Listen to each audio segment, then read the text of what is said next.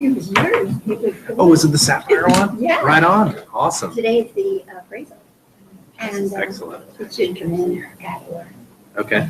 should be- Yeah. No, those are And, great. Everything seems to be going well. So. Nice. Right on.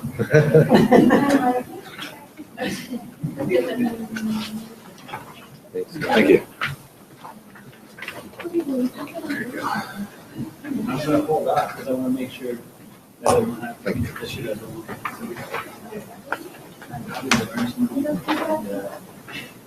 and everything, just because that's what you submit with the offer. And so she doesn't want that.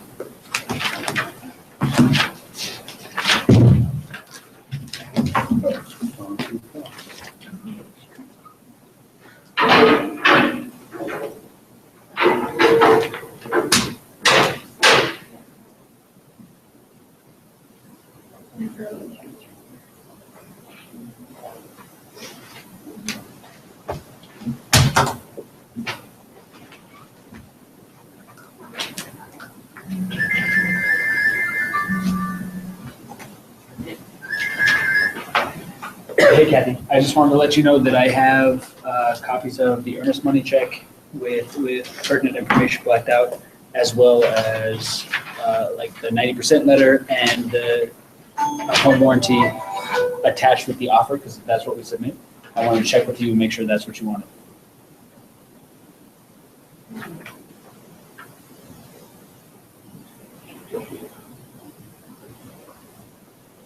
I just have them, I printed it all out, as in, I printed out the complete offer. Those ones are not numbered though. Did you only want the numbered one?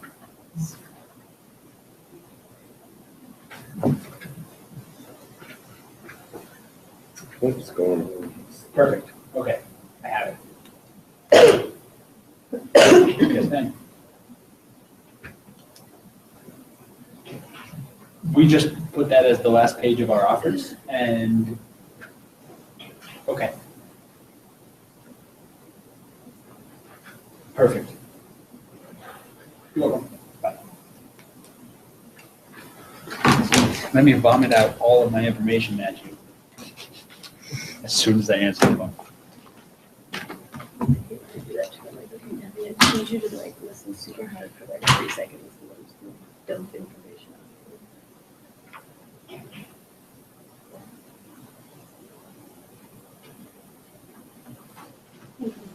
Absolutely. Thanks.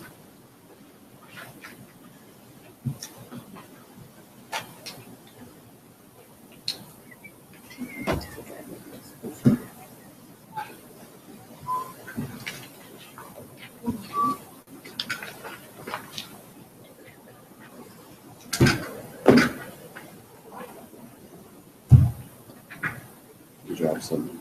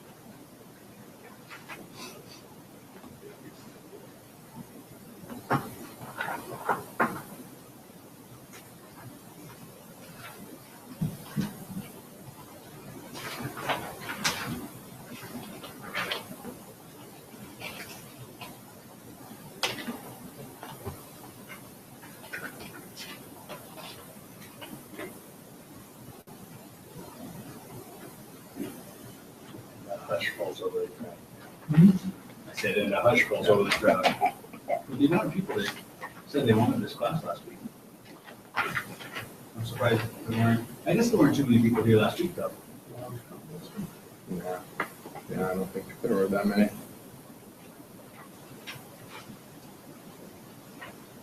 There's more information for us, or they're all watching it on YouTube.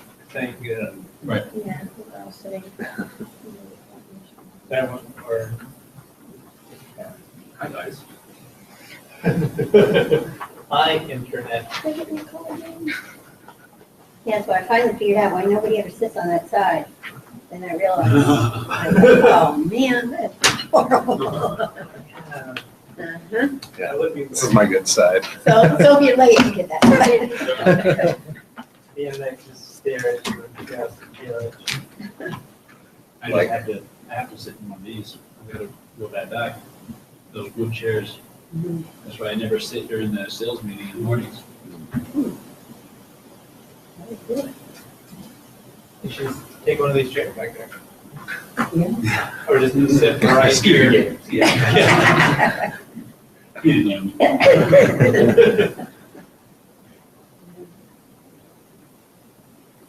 I thought it was a good title for today's class, bulletproof contract. I mean, Right. you know,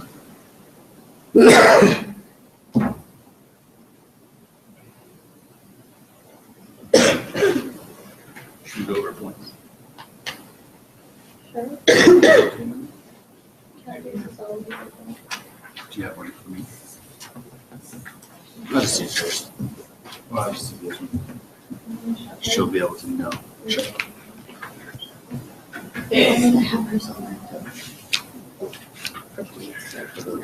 Oh, okay. Got you. You wanna kick it off, Billy? In the interest of time, Is Kathy coming today? yes, Surely. there's no way I'm qualified to run trains. But in the interest of time, I'll go with points. So, in first place is Jimmy. Team 3. Team 3 has 1,361 points. The number one, the team captain is Elisa with 113 points. The team leader is Paul, 512 points. Second place is Aaron, the creator. Hey, Kathy. everybody, Hey, well, dark in here. Things dark. yeah. We were trying to fix that. Is it that one on the right?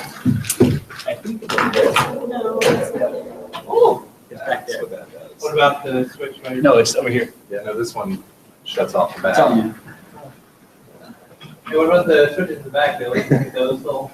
I'll give it a shot. What about a clap? There we go. A little better? Yeah, that's better. How's everybody? Yeah, Better, well, better this week. Better this week? I just got a clearing from having influenza B all week. So I just came to the doctor and they said I'm no longer contagious. Oh, I'm so happy to hear that. Oh, I know, I went Thanks to for the- sharing I'm that. telling you. So you were going over points? Yes, ma'am. Who's winning? So far is still Team 3. Paul is still has 512 points. He's in the lead. And actually, Team 2, team captain is Carla. Their number one point getter has passed Paul. It's John Wilson at 569 points. Of course. So he is the number one point leader with trenches right now. Where does it go? Paul, John. You'll be able to tell. He calls people. One category. Not unlike Billy, who's doing a lot of calling, but you'll have, work hard to catch up with John. 449 points in prospect calling for John. nice. Then Team 3, the number one point getter is still Jocelyn. I thought I could pass her this week, but I can't. She has 299. And her points came from business cards. We find another captain for Team 1? Yes, read in the left column. Oh, got it, okay. Who is it? Kelly? Kelly. Oh, Kelly. Oh, Kelly. Yes. Kelly's back from her African hunting trip. Where the heck is she? She's I think she's probably catching up from catching her up, yeah. Oh, thank you for that. Next Like I to- say, Team One has seen a renaissance of points. Right. There has been a resurgence in Team One. The underdog story of the year. Okay, we need one success story for this trenches today, and yeah, we need one success story. Anybody? I mean, that guy has one. Aaron. Sorry. Oh, no, go ahead. I just closed and recorded my first buyer. Nice. Getting their keys today. It feels good. It was his mother. No. No. You know, when we first get in this business, our parents can only do so much for us. They can only sell their house 3 times for us. But these were good friends of Carl's and friends of Billy's too, and friends of mine, but they were Carl's clients. He did a good job. Awesome. And it is a great feeling. It is so much fun. It's a good deal, Carl. Yeah. Okay, any field problems? Anybody having any issues? Anything going sideways? I'm sure mine would have been a problem. Well, we'll hear you. Yeah, let's hear it, but you gotta talk up so we can hear you.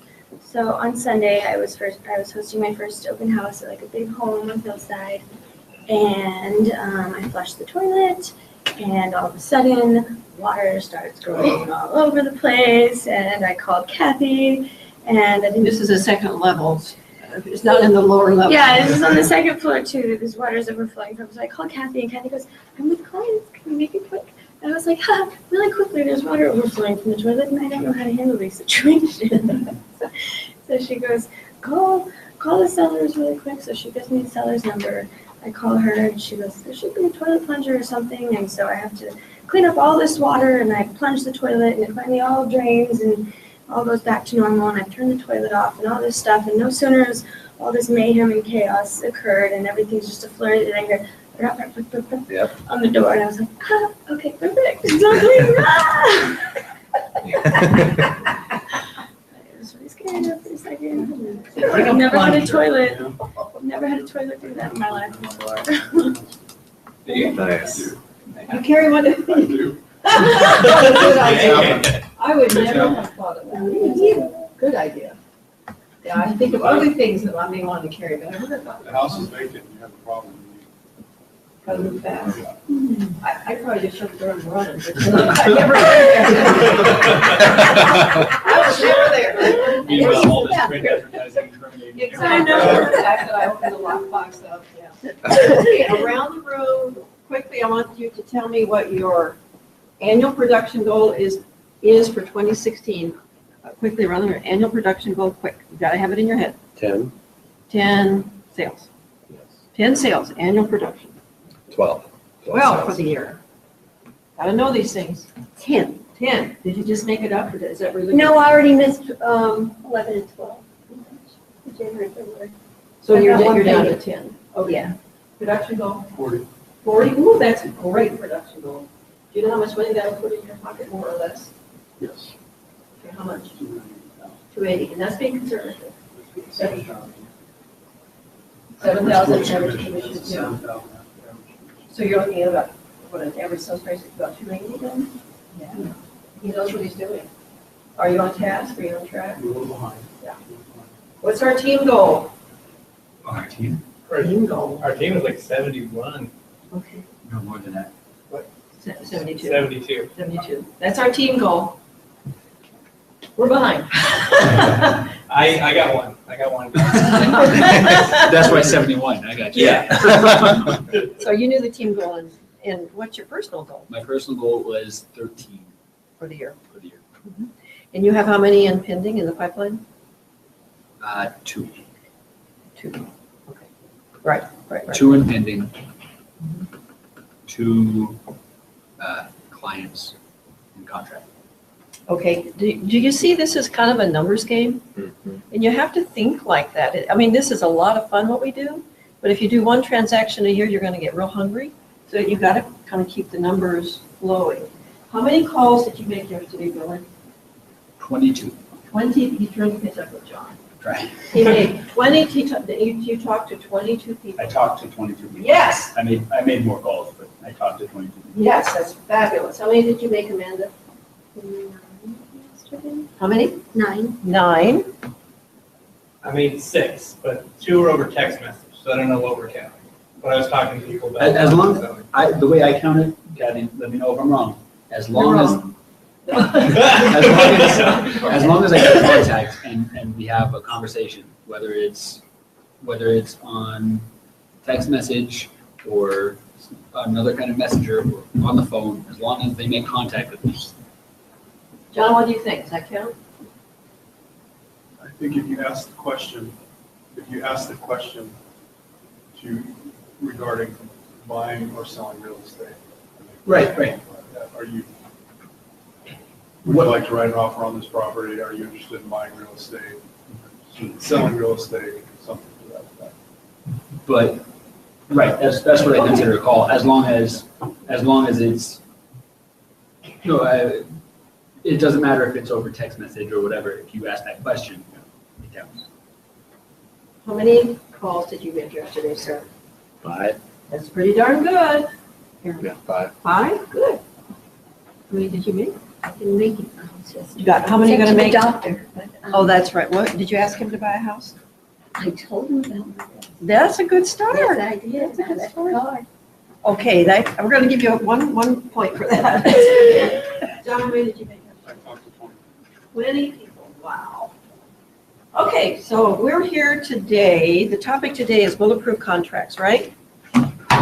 And Billy has handed out to you the latest offer we put together on his transaction, on one of his clients, and we're in contract now. And how many in the room have already written, I think we've all written offers, Amanda, you haven't written one yet, but we've all written offers. And I know what you said was, it was the scariest thing ever when you did it, because you were afraid you're gonna leave things out. So we're gonna walk through this and talk about it, and talk about the what ifs and why we filled in the blanks the way we did. And the truth is, we have more stuff that goes along with this. This may be a 2-part session, if that's okay with everybody. Okay, you put an offer together, and I would suspect that most of you are putting offers together over the phone with your buyer client. I'm assuming that, because that's kind of the world we're in today, where you can ask them what kind of offer do you want to make, and then you put it together and you DocuSign it to them or whatever. I'm old school, and I still sort of want my buyer in the office. I will spend about an hour getting the paperwork together and collect, Billy, make a note, please, let's hand out our cheat sheet next time as well. We have a little cheat sheet that we use so we don't miss any documents. Anyway, I'll spend about an hour putting everything together, pulling up all the things I need, probably putting together a little market analysis.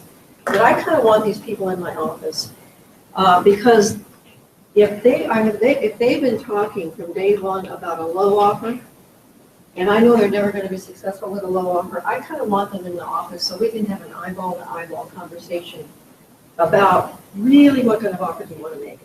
And actually with this offer, these people did not particularly want to make a full price offer. We had proven that the asking price was reasonable for the neighborhood. And they were sitting there, and we were sitting there, and they had their little baby with them. And they were really struggling with what kind of offer to make. It was brand new on the market. It had been showing. And so I looked at her, and this is not manipulative, it's doing her job. I looked at her and I said, we will write any kind of offer you all want to write, but if you lose this house over $2,000 or $5,000, would you be okay with that? She said, no, I wouldn't be okay with that. I said, so how should we write this offer? We need to write a full price offer. And they did. And we were very successful, and the house been on the market 2 or 3 days is all. So if I had done all that over the phone, I would have not had the control, in my view, with these buyers, and the offer they would have asked us to write wouldn't have been as strong. I'm not suggesting that you meet with every buyer to write every offer, but I personally have had far greater success when you're facing them eyeball to eyeball, and you can have that really meaningful conversation with them. Now, if this is a buyer we work with and they'd already lost 2 or 3 houses, and the next offer they want to write, they don't want to come in, I'm fine with that, because now I know them very well, I know how they think, and I kind of know what's important to them. And once they give me the green light on how, what price to offer, then I may not necessarily need them there. Any thoughts about that? Does that kind of make sense?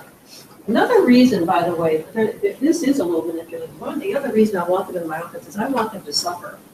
I want them to sit there with me for 2 hours, maybe 3 hours, and talk about every phase of this offer, because it's their offer. If their offer isn't successful, I don't want them to blame me for it. Well, Kathy, you just sent us 20 pages, you asked us to sign it, and we didn't get the house we wanted, and you're fired. I don't want to put myself in that spot. I want them in there so when they make the wrong decision about how to prepare that offer with closing costs or offered price, and they lose, I'm not the bad guy. It was their decision. So that's another reason. It takes me 3 hours. It used to take me 2 hours. For some reason, I've gotten smarter. Now it takes me 3 hours for some reason to write an offer. Billy, you started this offer. How many hours did it take you to do this offer out the door? To give you what I gave you, it took me 2 hours, and it was not a full offer. 2.5. And I took it and I flushed it out. Now, the first offer you wrote took how many hours? Like 6 hours. Now, it doesn't have to be like that. But I don't do this for practice. I've had enough practice after 40 years to write offers. I don't need to play with this. So when I write an offer, I want it to stick because our time is valuable. Okay, so they're in my office. We asked all the right questions. They told us how to write the offer. They suffered along with us with the baby and all. And of course, the offer that we put together now, and we emailed it to the other realtor. Now, another thing I like to do, and another reason why I want them in the office, is I may very well call the listing realtor with my client sitting in the office. And who knows why I'm calling the listing realtor at the last minute? Anybody? Don't answer, don't email. Be sure another offer isn't on the table. Absolutely. Just because it says it's available on MLS doesn't mean that there's not 2 offers on the table. And that doesn't mean that the listing realtor is not there with the seller already presenting 2 offers. But I want my clients to hear that. So I typically will call the listing realtor with the client's there, and I'll say, hi, so-and-so listing realtor, this is Kathy. By the way, I have you on speakerphone. You've got to tell people they're on speakerphone. By the way, I have you on speakerphone. I have some folks in my office that are interested in your listing on such and such an address. Are you okay being on the speakerphone? Every realtor on the planet but Barb Huntley is perfectly okay with that. And I would be okay with that if you called me as well. So when I ask the listing realtor if the home is still available, the buyers hear that. They know we're doing last minute checking to make sure it's available. I asked the listing realtor, have you had any offers? Yeah, we did have an offer. We had an offer come in yesterday. Have you presented that offer yet? No, we're presenting it this afternoon at 6. Well, Mr. Listing Realtor, my folks are considering writing an offer.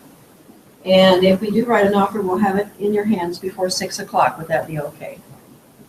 Okay, now what have we done here? What have we gained by having the buyers in the office? Anybody? Thank you, John. We've established credibility. It didn't come from me. I didn't make it up to make them write a better offer. It's the facts. The facts are on the table now. And it takes your buyers, and they become believers. And they become aggressive, and they want to succeed. I like to compliment buyers as well. By the way, I'll say to Mr. and Mrs. Buyer, most of our successful buyers are willing to be aggressive. They're willing to be aggressive to get what they want. After all, this isn't like we're buying a car or a pair of shoes. And so if you can kind of bring your buyers along to want to get in the ball game, get on that playing field and win. So another reason to have them there with you. So far, so good? If you put an offer together, you're going to have a copy of your earnest money check, naturally. How do you feel about the offers that come in and say that a check will be tendered upon acceptance of an offer? How do we feel about that? It's not a valid offer. And it's weak. It's a weak offer, and yet a lot of realtors will do that. A lot of realtors will say, we'll give you an earnest money check as soon as the offer is accepted. I believe that this check copy makes a difference. When the seller sees, even if it's not a perfect offer, the fact that there is a copy of some earnest money, and we don't, years ago we stopped doing $1,000 or $500 a month. Now it's per month, sorry, for the earnest money check. It's really more like 1% of the offered price or whatever the listing says, correct? Now we're also going to have a pre-qual letter. And the struggle is the buyer says, well, I just don't know how much the pre-qual letter needs to be because I don't know what kind of offer I want to make. So how do you handle that, John? State the question again, please. The question is, your buyer says, well, I don't know how much the pre-qual letter should be that I get from my lender because I don't know what kind of offer I want to make. What can we do to circumvent that? Identify what you're gonna make the offer for, and get the lender letter for that amount, no more. Okay, what if the lender's not going to be available the afternoon that you're writing the offer? And you don't know in the morning what the offer's going to be. What we try to do, if you're working with a good lender, is I'll call the lender up and I'll say, Mr. Lender, I'll be writing an offer. The asking price is $300. I don't know what kind of offer the buyer wants to make. Why don't you give me a pre-qual letter and as well a good faith estimate for $295, $300, and $305. So we can get that, and if you've got a cooperative lender, they're more than happy to do that.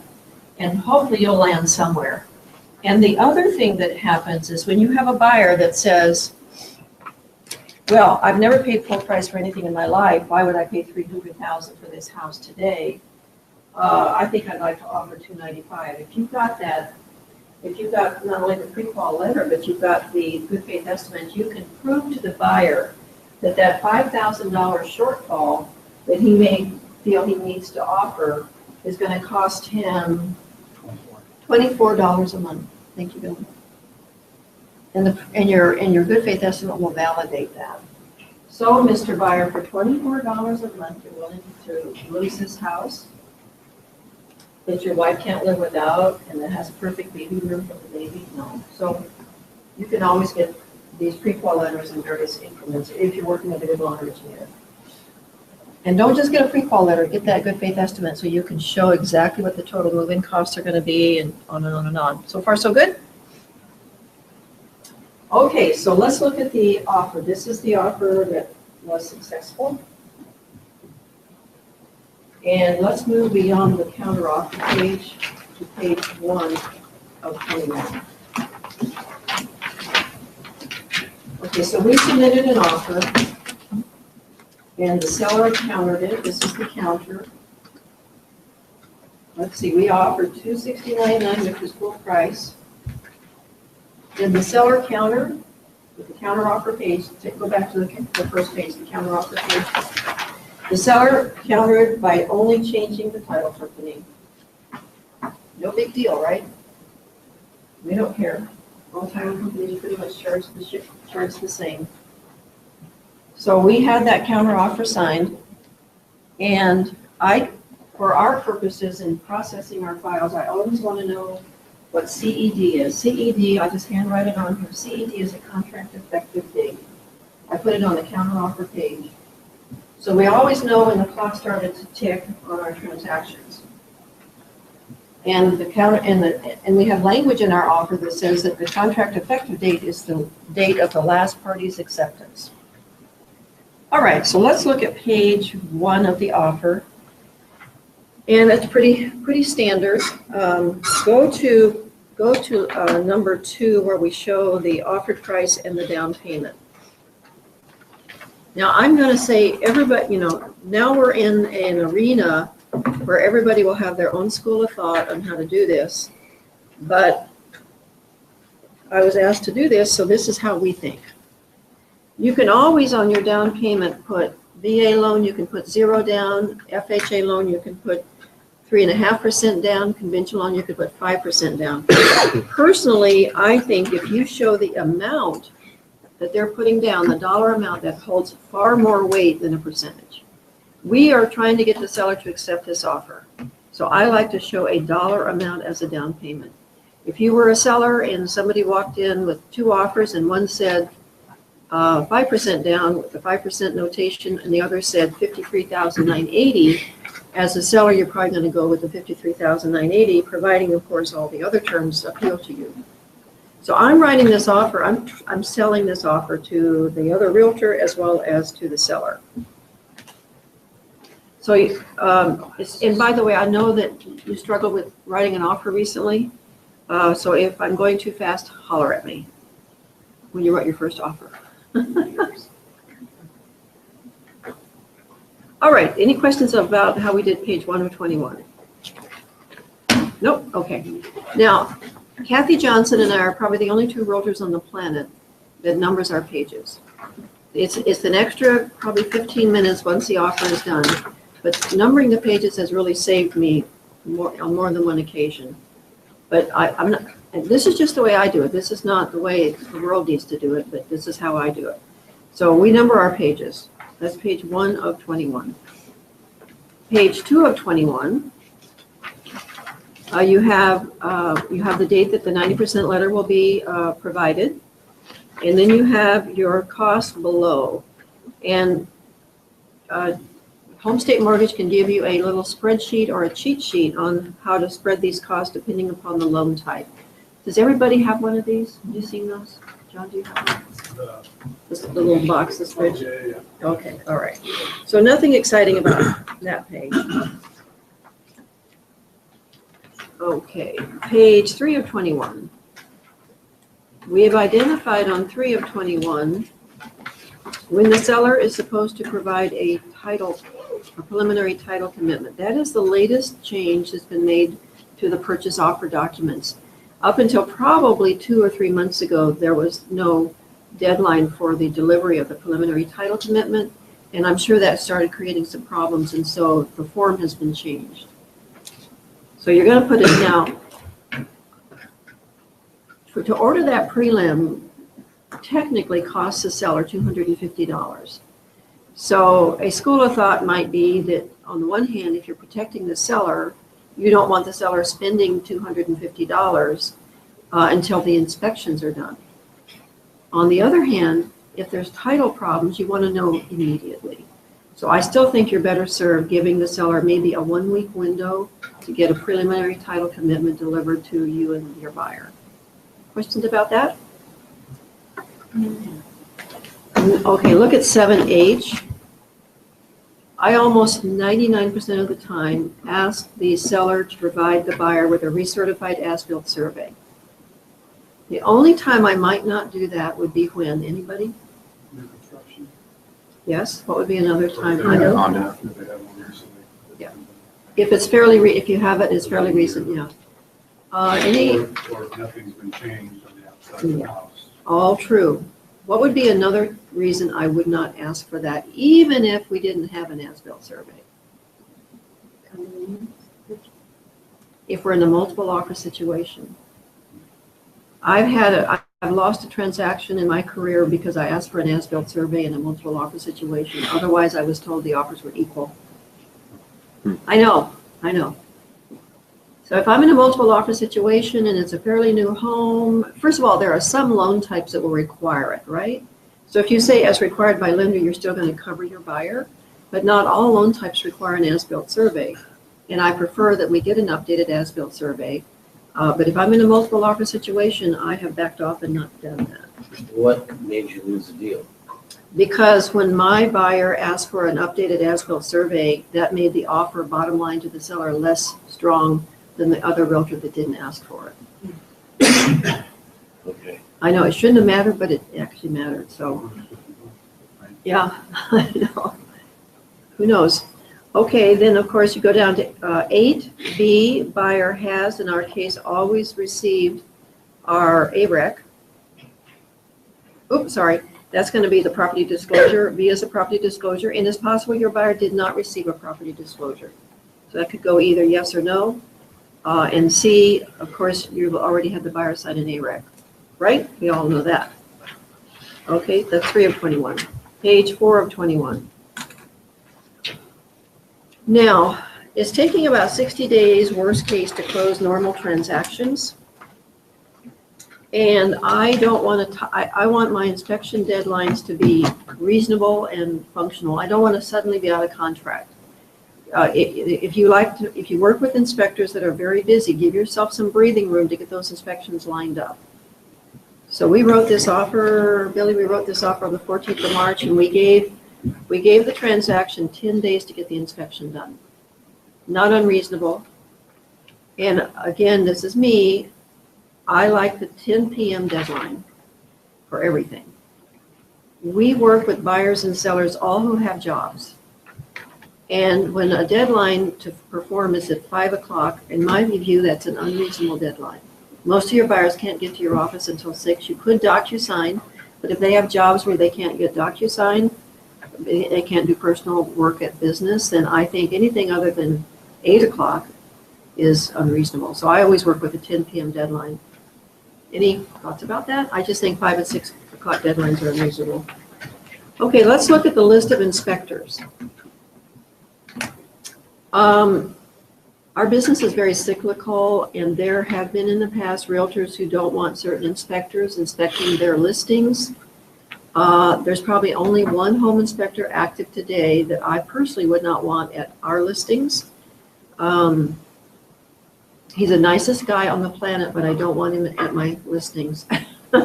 So when his name shows up on, if I'm the listing realtor and his name shows up, I'm going to remove his name from, well, there's two actually.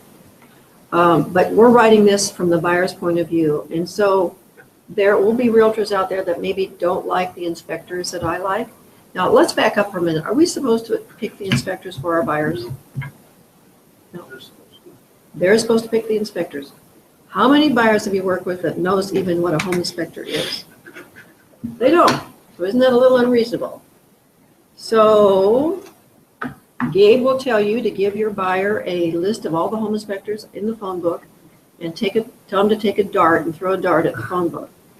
And that's the inspector you pick. That's what Gabe's going to tell you because he's in risk management.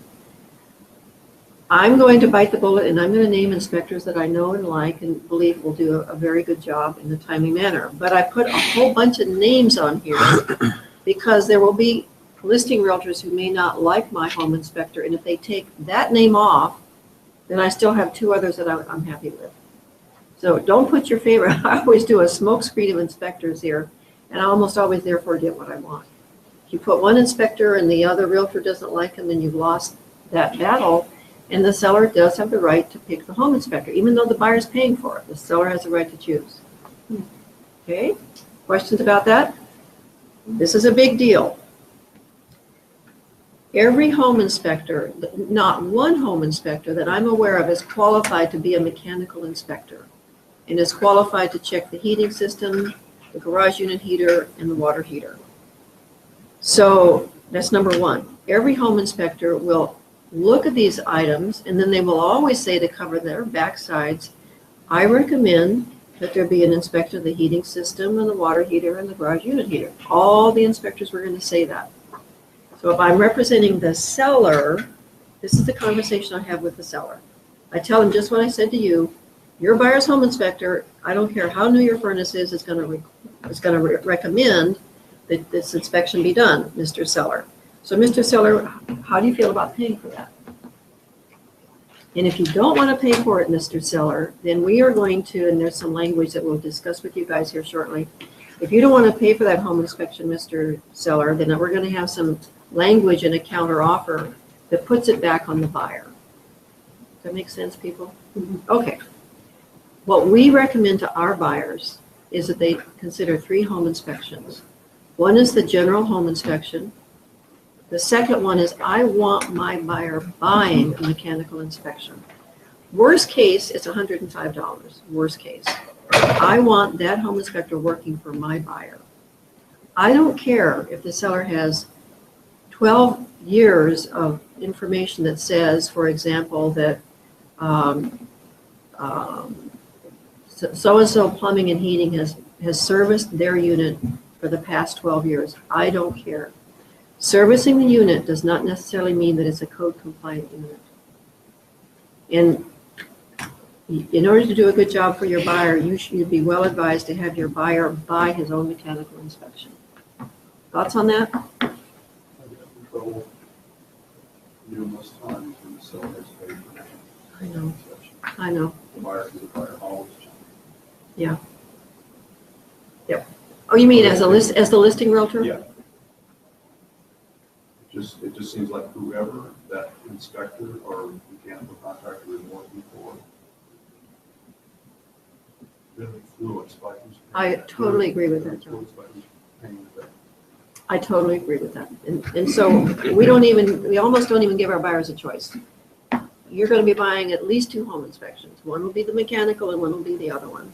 And I've never had a pushback on that, never. The third inspection that we recommend is the pest inspection. And what are we worried about with pest inspections in the state of Alaska? Yes. Carpenter ants. Carpenter ants, yes. Carpenter ants are a big deal here. Yes, mice and shrews and all of that are important, but the biggest kept secret is we have carpenter ants here.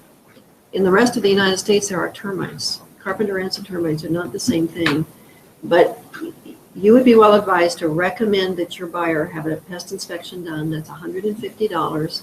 There's only one company that I know of that does that. That's Paratex Pied Piper, and that'll save your backside. And if your buyer says, well, I just don't want to spend that extra $150, then you have them sign a waiver on the pest inspection.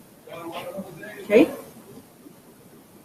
Questions about that? All right, moving on to 9L.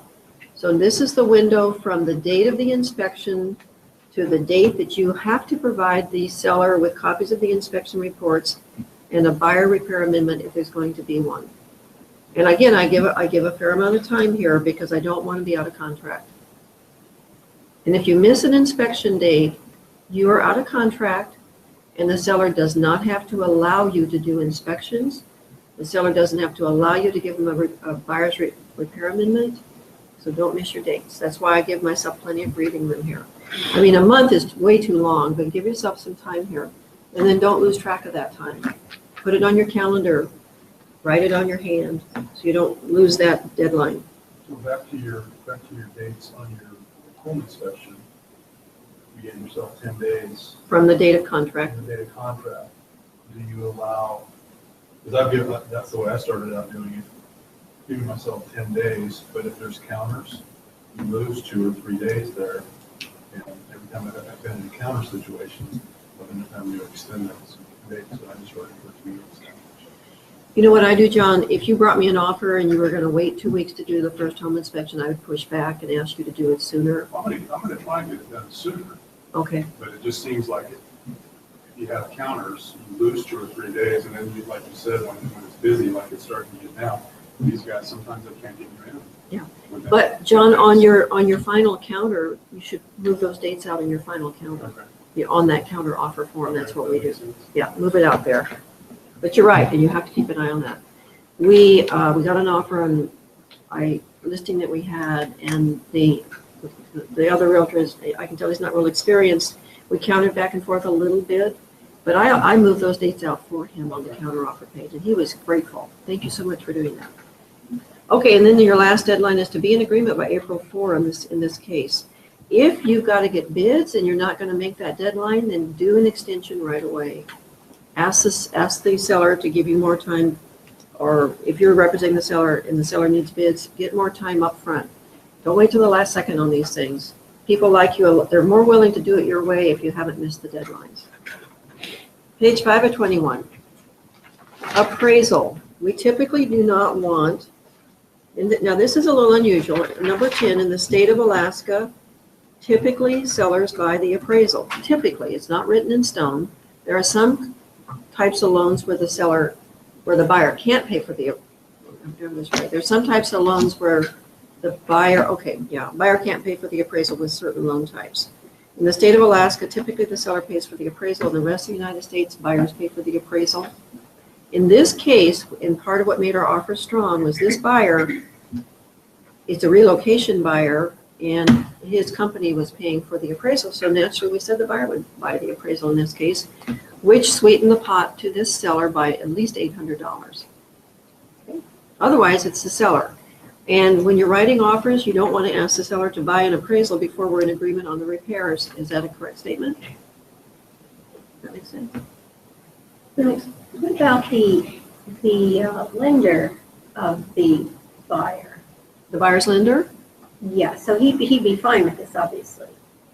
He's paying for it. Meaning, the lender doesn't care who buys it or who pays for the appraisal, Okay. other than with certain loan types, and I can't remember which ones those are, to be honest. I think VA for one. Okay, recording possession, be careful with that. Don't make it too tight. But if you make it too far out, the seller will consider it a weak offer. If another offer comes in and the seller's going to get his proceeds in 6 weeks to 60 days, and you wrote a 2.5 month closing, that your offer is weaker. I always try to communicate with the listing realtor and find out what the seller's motivation is as well. How soon do the sellers want to close? We have a listing that sold, and our seller wanted an extra month to get moved out. So these things are negotiable. It's another reason to talk with the other realtor. Get some of these questions answered in advance. So when you write the offer, you don't run the risk of counter offers, because while people are countering back and forth, what's the worst case scenario? What can happen? Another better offer comes in. When the parties are countering back and forth, there is no obligation on the seller's part to not look at other offers and not accept other offers. That can happen. So try to minimize your counter offer times. John, you look like, are you with me? Okay, good. All right, let's move on. Page 6 of 21 is all boilerplate, nothing there that I feel needs to be altered. And the truth is, we're not attorneys. We're not supposed to be changing some of this boilerplate language anyway, are we? Okay, page 7 of 21. How are we doing on time? Okay. Okay, what we're going to do here, and what we're going to do when we get together again next Tuesday, we're walking into dangerous territory now. Number 26 is dangerous territory. And we are prepared to give you all of the contract clauses that I like. But I want to caution you that the more stuff you put under additional terms and conditions, you might be scaring the seller. And you also might be, unfortunately, dealing with a realtor who doesn't read very well. So you have to think about who you're dealing with. You have to think about the other realtor, what your relationship is with them, if they're brand new. If they're not brand new, they're very experienced, but they're difficult to work with, and you have to just really think through your additional terms and conditions. And my advice to you is keep it as minimal as possible. Yet you've got to protect your client. There's probably, we have 5 terms here. There's probably 8 I could have thrown in here, but we dumbed it down. We dumbed it down because we didn't want to lose it over words. Okay, so number 1, I like this one, contract effective date to be the date of the last party's acceptance. It's always a gray area as to who actually did the final acceptance. And so that's where this CED comes from, contract effective date. In this case was March 16. Always good to know the day that you went into contract. And that number 1 is a non-threatening clause. You don't have to use it. I like it. Number 2, this is an important one. All notices between parties shall be in writing. Notice to respective licensees and or brokerages to be considered notice to parties. We all kind of know that in real estate law, and that's probably in the boilerplate language of this offer also. But I think it's important that it's in writing again, because there's a lot of inexperienced realtors will say, let's just do a verbal. My seller's okay with that. Let's do a verbal. If it's verbal, it doesn't hold any water. It keeps everybody honest, hold everyone's feet to the fire with number 2. Now, for anybody who's read any of my contracts, when would number 2, what's the one clause where I would not want number 2 to apply? And I'll give you a scenario. Let's say it's a condo that we're selling, And let's say that my buyer, let's say it's a condo we're selling, and let's say my buyer has written the offer and he's left town for a month. What would be the one item that number 2 could not apply to? All notices between parties shall be in writing. Notice to respective licensees and brokers to be considered notice to parties. The clue is it's a condo. Carl would know. Resale certificate. Okay. So you do not want to be responsible for your buyer's receipt of a resale certificate. Your buyer has to get the resale certificate. So just because you got it, if we left this alone, that would mean your buyer got it. And your buyer by statute, Carl, tell us about that. By statute, the buyer what? The buyer has, are you talking about the time limit section? The buyer has 5 days after the receipt of the resale certificate to look it over and let us know, or let the sellers know if they still want to go forward. If they read the resale and the rules and decide it's not what they want, they can walk away from the contract free, no problem. So you don't want to be the person, you don't want to take up your buyer's 5 days. Okay. When next time we get together, we have some additional language that will cover that situation. So you're not signing for your buyer on the resale certificate. So Carl, what if it was new construction? I'll bet John knows this. John, what if it was new construction? How much time do they have? And what's that document called? Anybody? Do you know that, Carl? So it's a public offering statement, and that one is 15 days? 15 days. Okay. So you sell new construction, your buyer will get a public offering statement, and he's got 15 days to read it, just like the resale certificate is 5 days. And they'll call it a POS, and that confuses me every time. So watch out. Try not to laugh. In a resale certificate, if the condo association is 20 plus years old, do they have to read everything for the previous 20 years? No. How far back should it normally go? What's in a resale certificate, Carl? Well, the resale certificate is going to have the declaration, the bylaws, the rules. It will also likely have budgets, so you can see like where the finances were, and it will have the minute meetings to kind of give an idea of like how active the association is and what rules they are and are not talking about in there. It'll have the insurance information. It'll have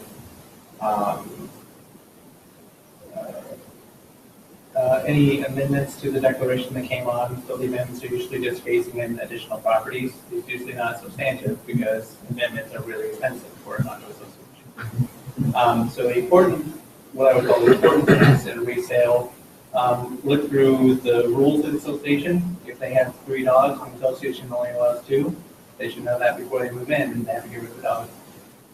Look at the rules, look at the declaration, look at the budgets. The budgets will also have a copy of the association finances, which will be valid within 90 days. So they'll give you, if you're in February, they'll probably give you the end of January's finances. They'll have a balance sheet, they'll have an income expense statement. You can kind of see if the association has money or not, or if it's a high risk that your person is going to end up paying more than dues to keep the association afloat. And if the association's reserve account is not strong enough, the lender won't loan on that project anyway. And it's not our responsibility as a licensee to read that whole resale, or is it to let our clients know, like you said, if it had 3 dogs, a limit of 2 dogs, they have 3 dogs. Oh, I might feel responsible. I should have read that whole thing myself and I could have helped them, or is it their responsibility? Well, it is their responsibility, but I think what we have a responsibility to tell them is if there's a reserve shortage in the reserve accounts, it's going to be finance problems, and the lenders are going to know that sooner than we will. But what I tell them is look at the budget, make sure that in your opinion and talking with the lender that there's enough in the reserve account. Be sure and check on the pet policy. You've got 4 cats, so this probably won't work for you. And the other thing that I think is highly critical, and many times we'll sit down with our buyers and we will actually call the association manager, and we will ask the association manager if there's any upcoming, what's that called, Carl? Upcoming special assessments. And that should be disclosed, and there'll be a disclosure statement as well. with that, which I forgot to mention. But the disclosure statement will have, this property is currently has this bunch of dues. It has these violations on it that will need to be resolved or that you will be inheriting if you move in. And it will be saying within the next 3 years, we're expecting X number of special assessments over the cost of $3,000. Over $3,000 is what they have to disclose.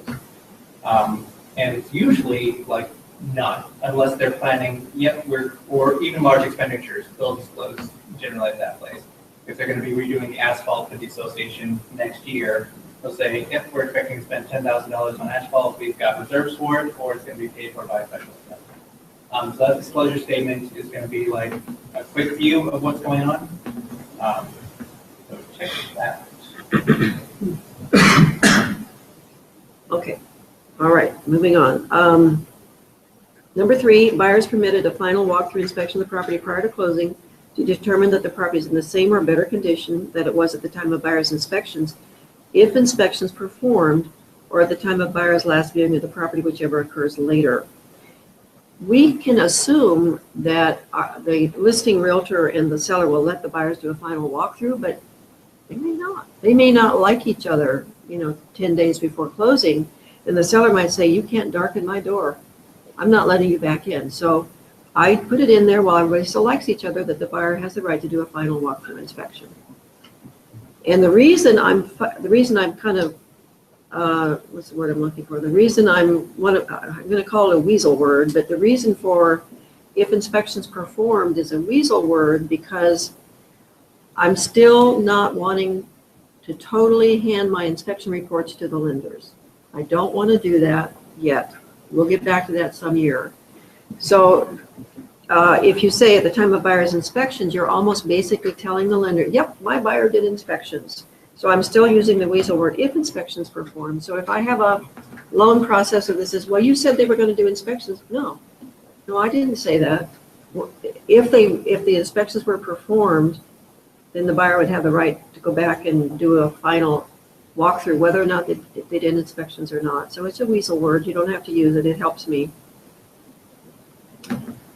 Number 4, sellers agree to make all 3 bedrooms code compliant bedrooms. Now, in this particular case, we were already told on the listing that bedroom number 3 didn't have a closet, okay?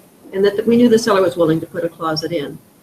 I've had a lot of problems lately, even with fairly new houses, where the windows are they're not code compliant windows by today's standards. So fortunately, we threw in there closets and windows, and by golly, those windows were not code compliant, but the seller had already agreed to make them code compliant. So that worked. And then the seller was offering a flooring allowance, and we threw that in there. Now, the problem with a flooring allowance or an appliance allowance, generally speaking, those appliances or those floors have to be in place before closing. So that can be an issue if you have a buyer like we do this, and I'd really rather be in control of that. Well, we just threw it out because it was being offered. Our buyer is working with an out-of-state Wells Fargo, right? Right. So the hope was because it was an out-of-state Wells Fargo, maybe the scrutiny would be a little less. So we threw it in there, and if we have to deal with that later, we will.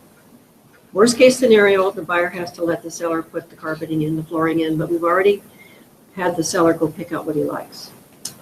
Questions about that? Now look under 25 attachments. Almost nobody that does real estate fills this out. The following attachments are hereby made part of this purchase agreement, and everybody leaves it blank.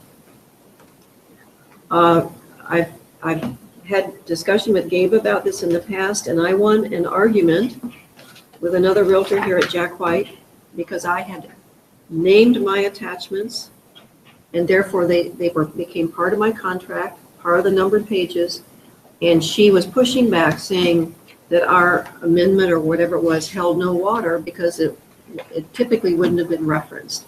I reference every attachment here, and I put it there, and then when there wasn't enough room, so I put it under number 5 for the rest of it. We won the argument, and we did the right job for our client. That's page 7 of 21. It's 235. Should we start with 8 of 21 next Tuesday? And we'll get the rest of this for you as well. Really, we'll just hang on to that side. I'll just point out that Kathy always, in blank spaces, in amendments and everything, Kathy always has whoever she's representing sign in the blank spaces. As well. And why would that be? Anybody? If you have a law background. Amanda knows. So they can't add anything. So if your people sign at the bottom and then somebody adds 3 or 4 lines here, it will look like your people accepted that. So fill in the blank spaces too. Get people to sign the blank spaces. Great. Questions? Okay. See you all next Tuesday. We'll continue. Thanks for your time, Miss Kathy. Yes, Oh, thank you my very, very pleasure. much. Thank you guys. It's been very helpful. It's a good topic.